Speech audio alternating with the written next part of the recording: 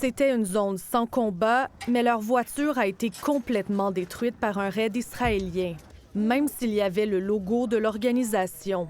7 travailleurs de World Central Kitchen ont été tués, dont la majorité sont des ressortissants, notamment un Canado-américain. C'est absolument inacceptable que des travailleurs humanitaires aient été tués par les forces israéliennes.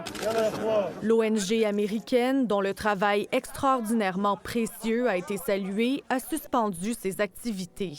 Ces 7 travailleurs livraient plus de 100 tonnes d'aide alimentaire.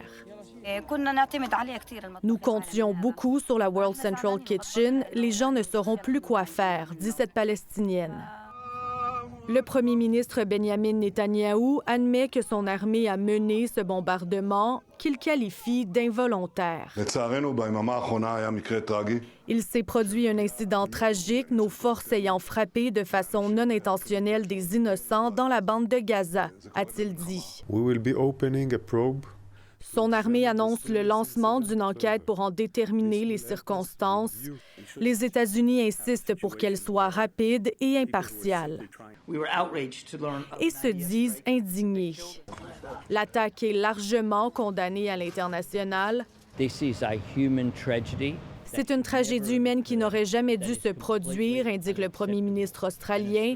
Celui de Grande-Bretagne estime qu'il y a manifestement des questions auxquelles il faut répondre. Des explications sont également demandées par le premier ministre espagnol. Et la Chine s'est dite choquée. D'autant plus que Gaza est fortement menacée par la famine, cette mère le constate tous les jours. L'état de sa fille se dégrade considérablement. Je la vois mourir sous mes yeux et je ne peux rien faire, dit-elle. Ici Aimée Lemieux, Radio-Canada, Montréal.